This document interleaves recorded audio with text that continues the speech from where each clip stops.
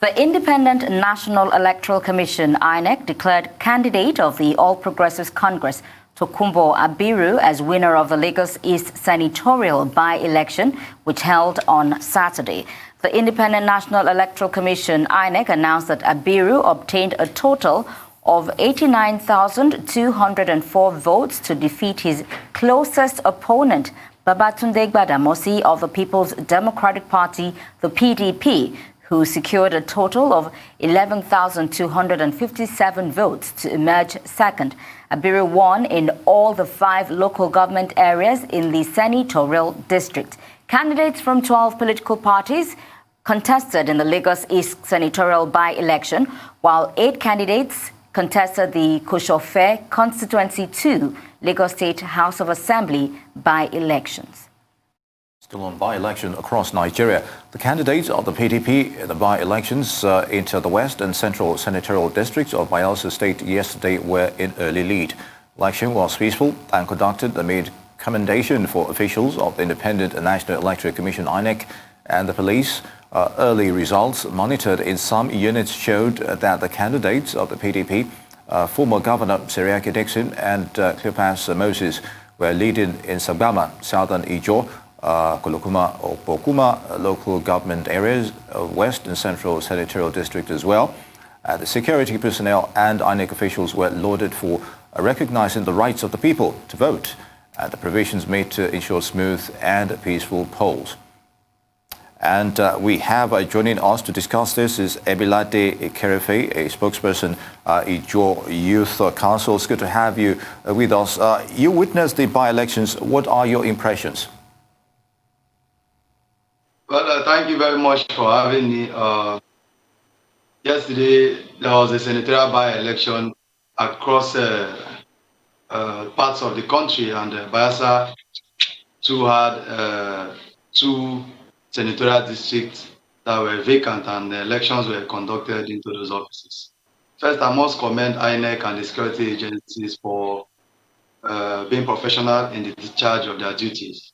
Compared to what we used to witness previous elections, this is an improvement of what we used to get, and we feel very happy because Bayelsa, when it comes to elections, has always been volatile, and critical stakeholders like the IYC have also contributed so much in talking to our youths not to allow politicians to use them to perpetrate any form of electoral violence.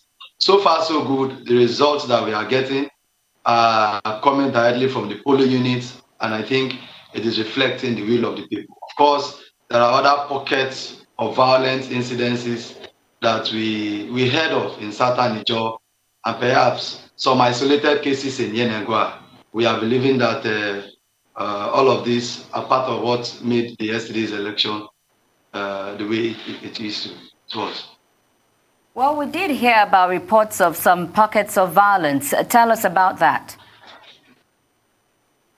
Well, I also heard, because I was in Abiru community, the home community of one of the senatorial candidates, especially of the APC. So I was in Abiru also monitoring the development. I heard of an ugly incident in one of the remote communities in southern Ijaw, where there was an eruption of violence, and by the reports available, about 2 persons had lost their lives in that ugly incident. So it is a sad reality. We believe that what is also adding up to this kind of violence incidences we are witnessing in that remote part of Bayelsa is because the place is close to the Atlantic Ocean and it is not motorable. We believe strongly that if road has connected down to those communities, it will be very, very difficult for any hoodlum to,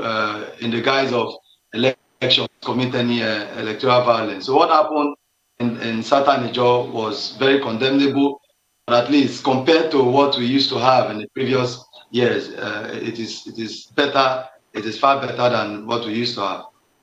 Indeed, Ebilade, there should be no place for violence during elections. Now, by-elections by nature are off-season and may affect voter turnout. So how would you assess response towards this particular by-election and its impact? Was there enough public enlightenment just before the polls? Of course, there was. Don't forget that, yes, it is a by-election, but the candidates, the personalities who are contesting that election also contributed to the high level of preparedness by the electorate. So it was not like a by-election, I may say. The voter turnout was very impressive.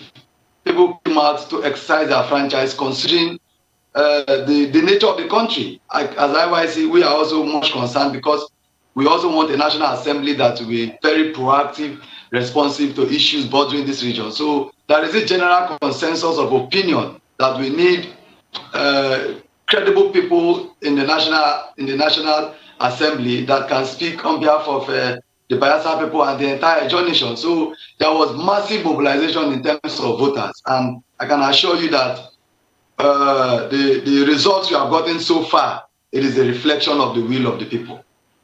And just as you said, Governor Dewey did say that the Senate is not a place for jokers. What's the strength of the candidates? Serake Dixon, we know as a former governor of the state, but Cleopas Moses, what do we know about him? Well, for Cleopas Moses, he is the PDP candidate for the Central Senatorial elections.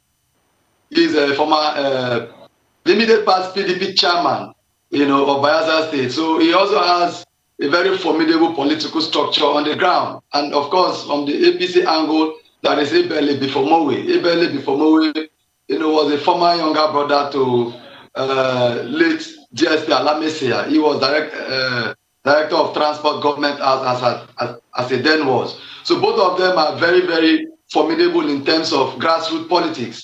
And so what demonstrated in Southern Ijaw and other parts of the senatorial district, like I said, is a contest between two political gladiators. So there was this massive mobilization of voters to cast their vote for the candidate of their choice. And I believe that the electorates have decided.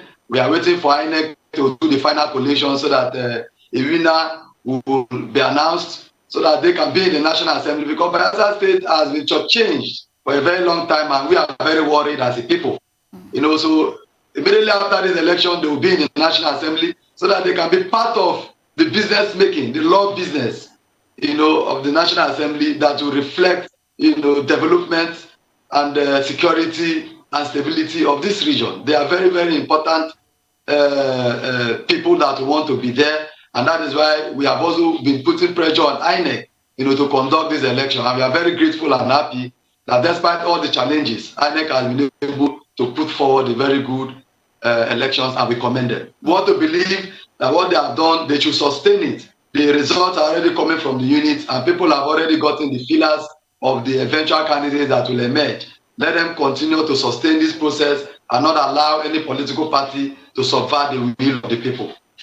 Indeed, Ebilade, you've also spoken in your capacity, but as a group, the IYC now, what is your position on the conduct of this by-election so far?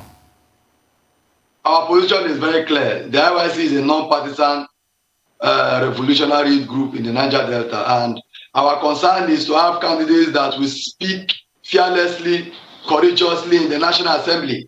Those are the kind of candidates we are looking at, and that is why we are calling on the Bayelsa people to look at the candidates who are jostling for this position.